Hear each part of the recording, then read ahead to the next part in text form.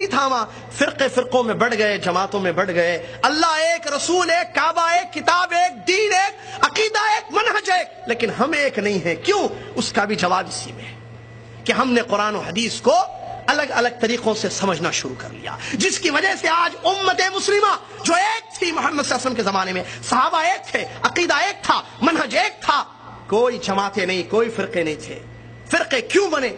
اس میں جواب ہے، انہوں نے قرآن و حدیث کو ویسے نہیں سمجھا جیسے اللہ نے حکم دیا۔ کیا ہے اللہ کا حکم؟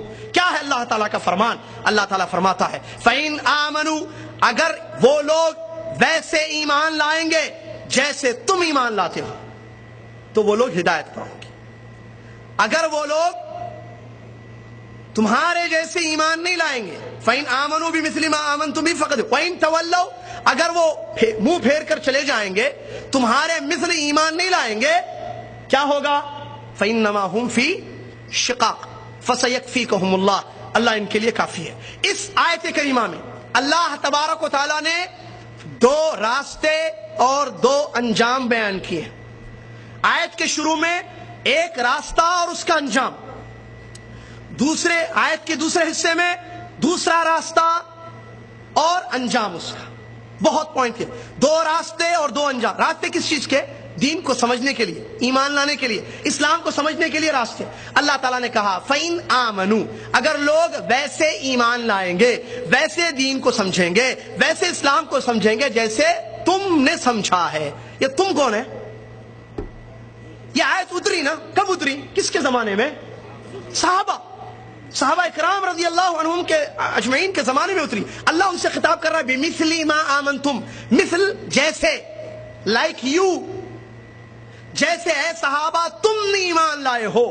اگر لوگ ویسے ایمان لائیں گے جیسے اے صحابہ تم ایمان لائے، فَقَدِ اهْتَدَوْا، تو وہ ہدایت پر ہوں گے۔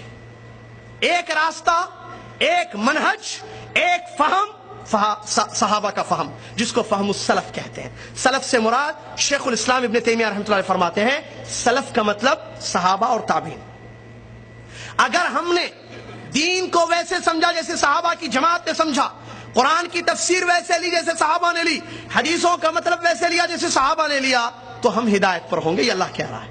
وہ ہدایت جس کو مانتا ہے ہر مسلمان روزانہ نماز میں، روزانہ ہر رکعت میں جماعت کے ساتھ ہو یا پیچھے پڑھے۔ صحیح قول یہ ہے کہ جماعت کے ساتھ امام کے پیچھے بھی وہی پڑھنا ہے، سورہ فاتحہ تنہائی میں بھی پڑھنا ہے، اکیلی نماز بھی ہو۔ کیا مانگتے ہیں اللہ تعالیٰ کی تعریف اور اس کی بزرگی بیان کرنے کے بعد؟ اہدنا الصراط المستقیم، سیدھا راستہ دکھا اللہ۔ سیدھے راستے کے لیے یہ منہج اپنانا ضروری ہے، صحابہ کا فہم لینا ضروری ہے، صحابہ کے جیسے دین کو، اسلام کو، کتاب و سنت کو سمجھنا ضروری ہے تاکہ ہدایت ہو۔ یہ کون کہہ رہا؟ اللہ تعالیٰ سورہ بقرہ کی آیت فَإِنْ آمَنُوا بِمِثْلِ مَا آمَنْتُمْ بِهِ فَقَدِ اهْتَدَوْا، اگر ایمان ویسے ہوگا جیسے تمہارا ہے، صحابہ ایمان ہے، تو پھر وہ ہدایت پر ہوں گے۔ اگر راستہ چھوڑا تمہارا صحابہ کا، وَإِنْ تَوَلَّوْا، اگر منہ موڑ کر چلے گئے، راستہ چھوڑا، صحابہ کا فہم چھوڑا، صحابہ کا عقیدہ چھوڑا، قرآن کی تفسیر ویسے نہیں لی جیسے صحابہ نے لی، حدیثوں کو ویسے نہیں سمجھا جیسے صحابہ نے سمجھا، تو کیا ہوگا؟ فَإِنَّمَا هُمْ فِي شِقَاقٍ، اللہ کہتا ہے کوئی شک نہیں ہے کہ وہ پھر جماعتوں میں، ٹولیوں میں، فرقوں میں بٹ جائیں گے۔ کیا ہے انجام آج؟ دیکھیے دوسرا راستہ کیا ہے؟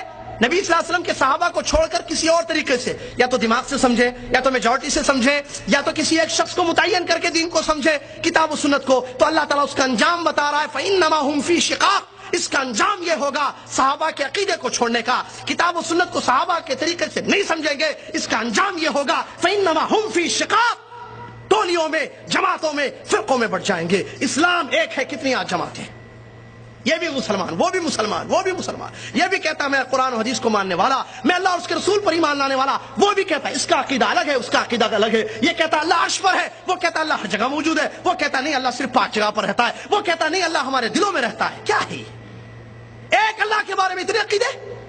منہج صحابہ کا چھوڑا۔ رسول اللہ صلی اللہ علیہ وسلم کے بارے میں دیکھیے الگ الگ، کوئی کہتا حیاتی ہے، کوئی کہتا حیات ہے، کوئی کہتا نہیں وفات پا چکے ہیں، قبر میں زندہ ہے، کوئی کہتا قبر میں زندہ ہے، کوئی کہتا نہیں ہر جگہ زندہ ہے، جہاں چاہے آتے رہتے ہیں، جہاں چاہے حاضر ہوتے رہتے ہیں، آپ صرف درود پڑھ لیے آ جائیں گے۔ کوئی کہتا ہے وہ مشکل کشا ہیں، وہ فلاں جگہ آتے ہیں، پریشانیاں دور کر دے، بس تم دل سے یاد کرو۔ کیا ہے یہ عقیدے؟ پھر نماز کو لے لیے، طہارت لے لیجیے، زکات، عمرہ، شادی بیاہ، معاملات، لین دین، ایوری تھنگ اسلام کی۔ لوگوں نے صحابہ کے منہج کو چھوڑا، الگ الگ عقیدے، یہ کہتا یہ حلال ہے، یہ کہتا یہ حرام ہے، یہ کہتا جائز ہے، یہ کہتا نہیں جائز ہے۔ سود، ہاں آپ انڈیا میں رہتے ہو، دارالکفر میں ہو، لہذا آپ کے لیے حلال ہے، کوئی کہتا نہیں حرام ہے، کوئی کہتا نہیں ٹھیک ہے یہ چیز غلط ہے۔ نبی علیہ السلام کی پیدائش پر کوئی کہتا میلاد منانا چاہیے، خوشی کا موقع ہے، پیارے اسلام دنیا میں نور لے کر آئے، کوئی میلاد منا رہا ہے، کوئی انکار کر رہا ہے۔ کتنی جماعتیں، کتنے فرقے، یہ وجہ کیا ہے اس کی؟ کیا قرآن و حدیث کو چھوڑ دیا ان لوگوں نے؟ نہیں، یہ مت سمجھیں آپ پوائنٹ، پھنس جائیں گے، ورنہ وہ یہ نہیں کہتا کہ میں نہیں مانتا قرآن کو، آگے مثالیں بھی آ رہی، قرآن اور حدیث کو ماننے والے قوم ہیں یہ سب مسلمان۔